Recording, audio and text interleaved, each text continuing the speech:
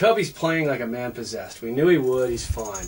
Orlando looked scared to me, Ed. Orlando did not look good. Yeah. Their shooters were off. They shot 30% overall. They're 8 from 23 from downtown. The biggest thing out of all that stuff, though, I mean, teams do have poor off-shooting nights, but the thing that I found most alarming was I heard a quote from Dwight Howard, and he said, "We just got to play a lot harder than we did tonight." I also heard that they said that they didn't play very intensely. They weren't intense enough. Yeah. This is game 1 of the NBA Finals. Yeah. I know. How do you not come out and play that game hard? I look at game 1 of the NBA Finals. When do you guys want to get going, Orlando? Seriously. I mean, if you losing game 1 in the Finals, it's like loafing the first 10 Ks of a marathon and then trying to win the thing. It's very hard to do it. It has been done before, but it's very difficult. And just back on the whole fact that those guys came out and said, "Oh well, we really didn't play that hard." That's like, that's inexplicable. How does that happen? That's like on your wedding night, getting back to the hotel and just going, "No thanks, hon. I think I'm going to fill out a crossword puzzle and then go to bed." I mean, seriously, it's like a 21-year-old. Speaking from experience, there, right? Heavens no, Ed. Okay. Right. But it's inexplicable how a team could come out and just be. They were flat. I think they were overwhelmed by the situation. But to say that they didn't play as hard as they could have played, to me, inexcusable. Yeah, it's a strange one. And the other thing that they've got going now, in my opinion, is some internal strife in that they made the decision to bring Jameer Nelson back off the disabled list. We talked to the guy from Orlando last week on the show who said that Nelson was the leading scorer in the 2 wins over the Lakers. So they went, let's bring him back. Anything. Now we've got this Alston-Nelson thing, and then Van Gundy has to step up and say, no, it's still Rafer Alston's job. Nelson's not going to start. So along with all that other stuff, they now have some internal issues as to who should be the starting point guard, which can't be good for an inexperienced team and a team going against a Laker team that's bent on making up for last season. And don't discount that, Steve. We don't think about the Lakers as a team that's emotional and fired up and blah, blah, blah, because they normally aren't. It's kind of this cool LA vibe. But they were embarrassed by that loss to the Celtics last year. Not that the Celtics weren't better, but right. They thought they could have played better. So there's a real sense of redemption among this group of Lakers. So I think there's a lot of trouble right now. Well, Kobe Bryant, 40 points. To me, if you're Orlando, why don't you stick that guy better? They gave him too much space, I felt. And again, you bring up the point about the Rafer Alston thing, and I mean, I guess I sat there and I tried to play devil's advocate and think about it. Think about the whole Jameer Nelson thing from Orlando's perspective, and I thought, okay, in the 2 games that Orlando and LA played this year, he was fantastic. He scored, I think, 26 and 28 points. He was maybe the catalyst for those victories. He's been off for a while, but I just felt like, 2 weeks ago he's done for the year. And then you get the whole thing of him going, well, maybe he'll play. And then the guy's like, yeah, I'm pretty sure he'll play. He played I want to say 20 minutes or something like that. He played 23 minutes. Okay, 23 minutes. He was out there an awful long time. And to me, Rafer Alston's done a great job. I mean, it's you don't just switch up all of a sudden when you get to the finals, I don't feel. I mean, I go back to what the Kings did back in 2004 when they had the injury to Chris Webber. He was gone the entire year. They had the best record in the NBA, and then they brought him back, and it screwed up the chemistry of the team.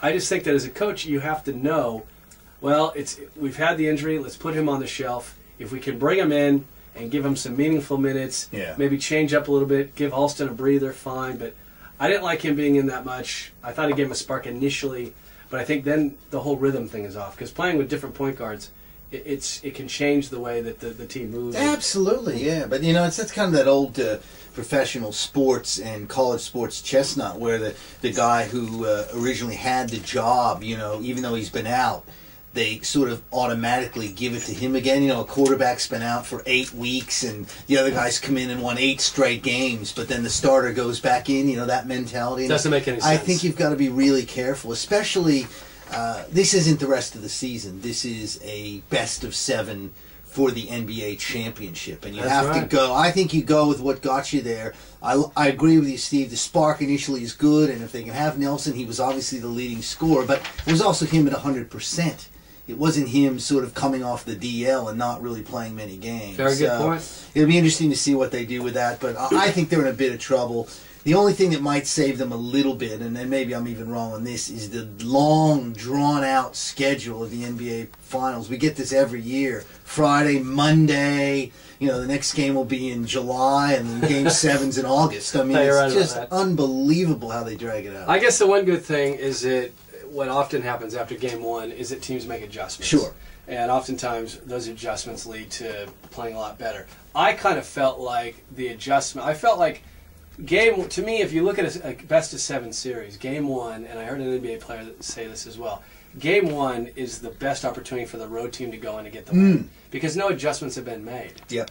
So, you know, when you talk about the adjustments, I guess the big one, if you looked at the way that Orlando, when Orlando struggled during the playoffs, Ed, it's because they didn't get Dwight Howard the ball enough. Correct. And that's sort of what happened the other day. Although, you know, we could say that they didn't play that well and they didn't give him the ball enough, but how about the fact that when it's like if you watch, the Lakers started their defense on him, started defending him before he even got the ball.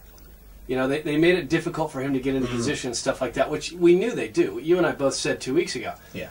LA's going to come out, they're going to throw everything they have at Dwight Howard, try to get the guy into foul trouble, get him to foul out. They played a really good game. So as much as we can bag on Orlando by the way they played and the fact that they came out and they said they didn't play their toughest game, they didn't play as hard as they could have, you got to credit LA. Of course, and we mentioned this guy last week, Lamar Odom. You know, he goes for he gets 14 rebounds and 11 points to complement Kobe's 40 and Gasol's what did he have, 16, I think. Yeah. So Lamar Odom has really been a key to this team as we thought he might be. He's sort of an erratic player, but if he continues to play at that high level, Orlando is going to be in a heap of trouble, and my prediction of the Lakers winning in 5 looks pretty damn good, and I'm pretty happy about that. Yeah, it does. I called my shot. I said Orlando was going to win the series. You went early. You went very early. I did. I look at it and I kind of go, oof, perhaps not. But we'll see what happens tomorrow. It's 10 o'clock tomorrow morning on 10 HD, I believe. Or is it ESPN HD? I think it's ESPN. Yes, I think it is. We'll get some confirmation. We'll get that checked a little bit later. But it's on TV. It is, definitely. Which is great, so you can watch it. Yes. But we can talk more about this. We'll take your calls, 942-911-16 on this.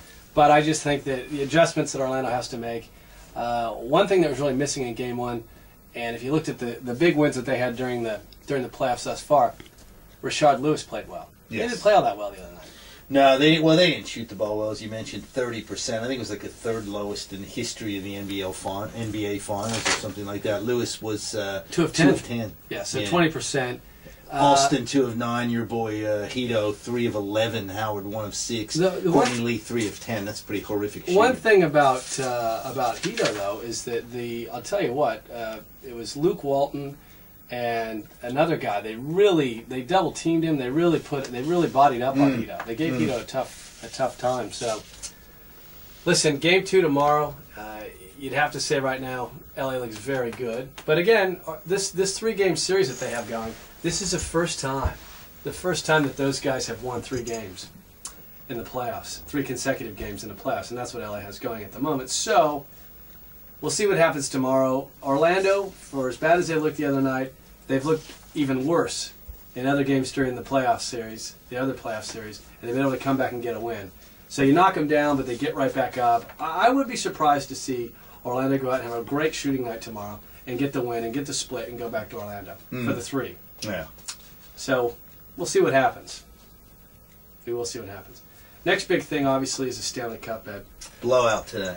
Absolute blowout. So it's home cooking. Detroit wins games 1 and 2. Pittsburgh wins the 2 games at Mellon Arena or whatever it's called there in Pittsburgh. And then they go back to Joe Louis and bam, in Detroit. First 2 games were each 3-1 Detroit. Second 2 games were 4-2 Pittsburgh. Game 5 today was 5-0 Detroit. So I'm thinking Game 6 is going to be 5-0 Pittsburgh, just to balance it out, and then we'll have a triple overtime Game 7 or something like that. You're probably right about that. But today was look. Detroit looked great. Pittsburgh was an embarrassment. I think there were 9. They took 9 penalties. 3 of those were converted by the Red Wings. 4 goals in the second period for the Red Wings that blew the thing wide open.